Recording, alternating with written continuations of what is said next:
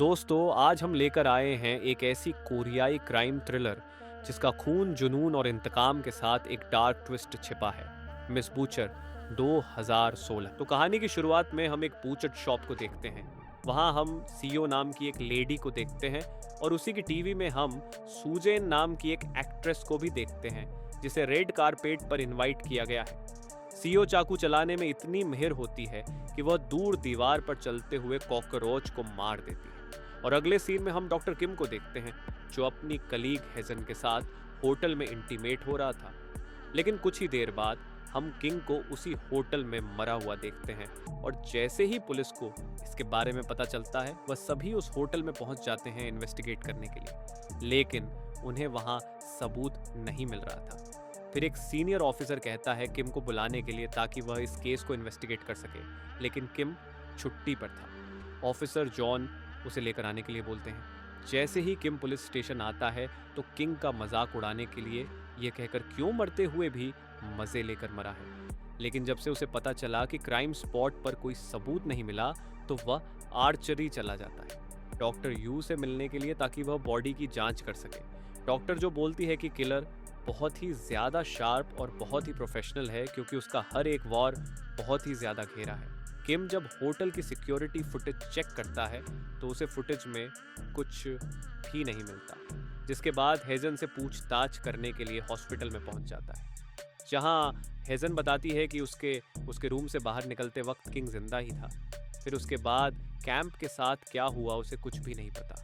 और वहीं दूसरी ओर हम सीईओ को देखते हैं जो अपनी शॉप पर काम कर रही थी और तभी उसे फ़ोन पर एक मैसेज आता है, जिसके बाद सीन चेंज होकर हम डॉक्टर किंग के दोस्त जिमी को देखते हैं जो होटल रूम में किसी फीमेल का इंतज़ार कर रहा था, इंटीमेट होने के लिए कि यह लेडी और कोई नहीं बल्कि वही किलर थी जिसने केन को मारा था। और जैसे ही वह दोनों शुरू होने वाले थे तभी किलर जिमी को भी मार देती है। बॉडी की जांच करने में किम को पता लगता है कि उन दोनों को मारने वाला भी एक ही किलर है।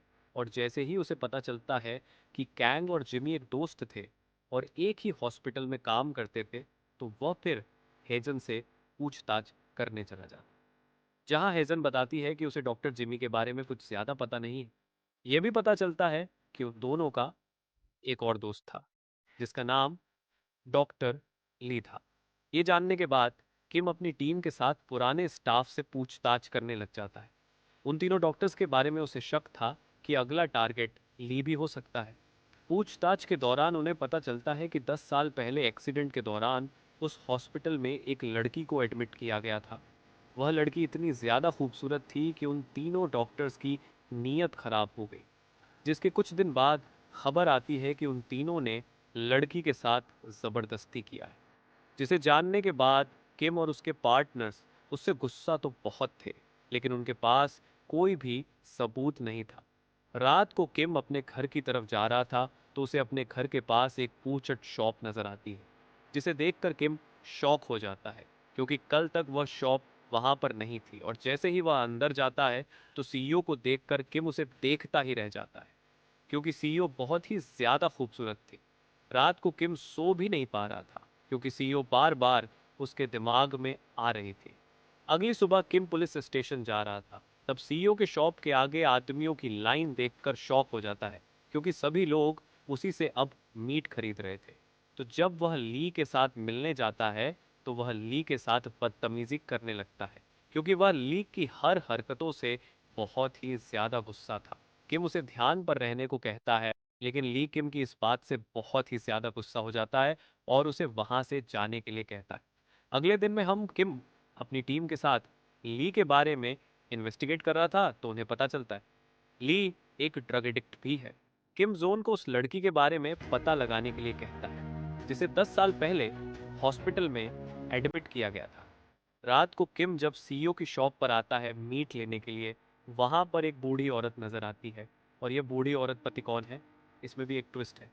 और जब ली अपने घर से बाहर निकलता है तो किम और जोन उसका पीछा करते हैं और वहीं दूसरी ओर हम उस किलर को देखते हैं जो ली को मारने के लिए तैयारी कर रही थी। ली जब क्लब पहुंचते ही लड़कियों के साथ मस्ती करने लग जाता है और इधर वही किम और किलर भी ली के रूम में पहुंच चुके थे। लेकिन जैसे ही जोन उसे किलर से टकराता है तो उसके पास से हथियार गिर जाता है। इसे देखकर किम उसका पीछा करने लगता है, लेकिन किम उसे पकड़ नहीं पाता। वह किलर बड़ी ही आसानी से वहां से निकल जाती है। किम के हाथ उस किलर का चाकू ही लगा था, क्योंकि सीसीटीवी में उसका चेहरा साफ नजर नहीं आ रहा था। फिर जोन किम को उस लड़की के बारे में बताता है कि उस वक्त उस हॉस्पिटल में एक ही पैरालिसिस लड़की, उसका नाम श्योरिन था, लेकिन अब उसने अपना नाम चेंज करके सूजन रख लिया है। और सूजन वो भी एक्ट्रेस थी जिसको हमने पहले टीवी पर देखा था।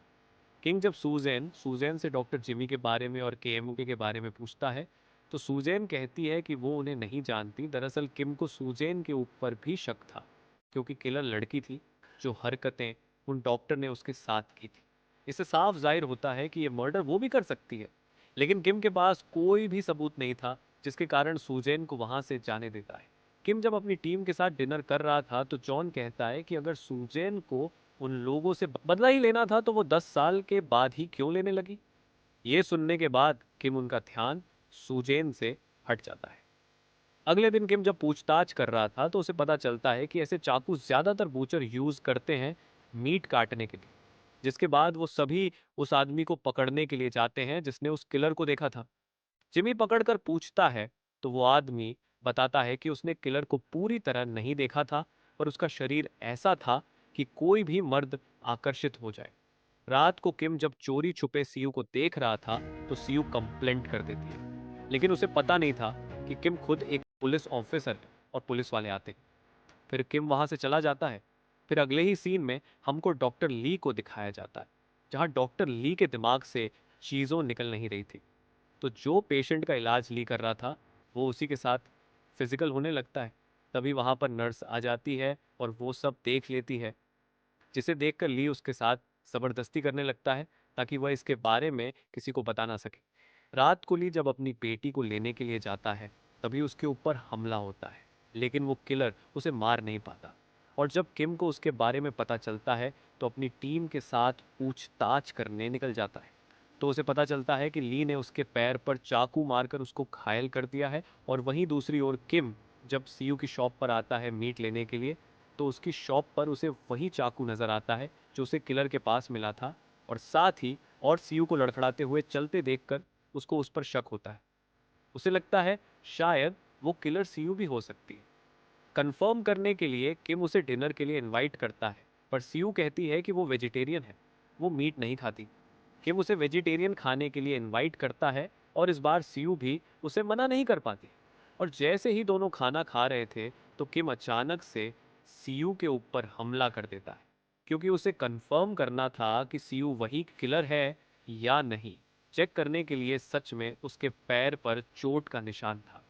पूछने पर सीयू बताती है कि मीट काटते वक्त उसके पैर पर चोट लग गई थी। फिर सीयू किम के साथ इमोशनल बातें करने लगती है, जिससे किम खुद को रोक नहीं पाता, और फिर दोनों वही फिजिकल हो जाते हैं। और वहीं दूसरी ओर हम किलर को देखते हैं, जो कि ली को किडनैप कर चुका था। और जैसे ही किम वहां पर पहुंचता है, उन्हें सिर्फ सीसीटीवी फुटेज के अलावा और कुछ भी नहीं मिलता। इधर किम को रियलाइज होता है कि सीयू वो किलर नहीं है। फिर अगले सीन में हम ली को एक जगह बंधा हुआ देखते हैं। तभी वो किलर आकर उस पर अटैक करती है। फिर वो उसके प्राइवेट पार्ट को कुत्ते से कटवा कर उसे भी मार देती है।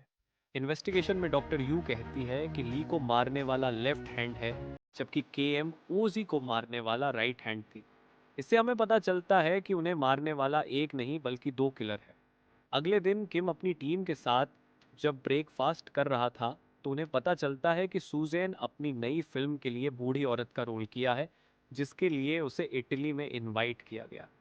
पर तभी किम को याद आता है कि इससे पहले उसने उस बूढ़ी औरत को सीयू की शॉप पर देखा था, जिससे वो समझ जाता है कि सूजैन और सीयू दोनों इस मर्डर में मिले हुए हैं। फिर किम फटाफट सीयू की शॉप पर जाता है, लेकिन सीयू वहां पर नहीं होती। वो अपनी दुकान बंद करके वहां से जा चुकी थी। किम उसे कॉल करने की कोशिश करता है, पर उसका फोन नहीं लगता। और जैसे ही सूजन इटली से वापस आती है, तो किम उससे पूछताछ करने के लिए जाता है, पर सबूत न होने के कारण वो उसे कुछ भी नहीं कर पाता। और ऐसे करते करते कुछ दिन बीत चुके थे। फिर एक दिन टीवी पर एक न्यूज़ नज़र आती है कि शहर में कुछ आदमियों का मर्डर उसी तरह से हुआ है जिस तरह से उन तीनों डॉक्टर का हुआ था। ये जानने के बाद किम तुरंत उस जगह जाता है इन्वेस्टिगेशन करने के लिए। वो पूछताछ करने के बाद किम को पता लगता है कि सीयू ने पास के ही शहर में नया बूचर हाउस खोला है। तब से ही मर्डर होना चालू हुआ है। इसके बाद किम उसके बताए हुए जगह पर चला जाता है और छानबीन करते हुए वहां उसे सीयू नजर आती है। किम जब उससे पूछता है तो उसने अभी तक कितने लोगों को मारा है, तो सीयू बताती है कि वो सिर्फ उन लोगों को मारती है जिनका मरना जरूरी होता है। किम उसे खुद को पुलिस के हवाले करने के लिए बोलता है, लेकिन इसी बीच उन दोनों के बीच में लड़ाई होना शुरू हो जाती है। किम को सीयू को हराने में बहुत मुश्किल हो रही थी, पर जैसे तैसे करके सीयू को पकड़ लेता है। लेकिन किम उसे बिना अरेस्ट किए वहां से चला जाता है, क्योंकि सीयू से वो प्यार करता था। अगले सीन में हम किम को पुलिस स्टेशन में देखते हैं, जहां वो अपने पुलिस के जॉब से रिजाइन कर देता है। इसके बाद फिर वो सीयू के पास आ जाता है। सीयू को लगा था कि वो उसे अरेस्ट करने आया है, लेकिन किम उससे पूछता है कि तुम मेरे बारे में क्या सोचती हो। तो सीयू और किम की कहानी यहीं खत्म हो जाती है। यही थी मिस बूचर की कहानी। इसकी IMDb रेटिंग 5.4 है आउट ऑफ 10। और अगर आपको इस मूवी को फुल देखना है तो आपको मेरा टेलीग्राम चैनल ज्वाइन करना होगा।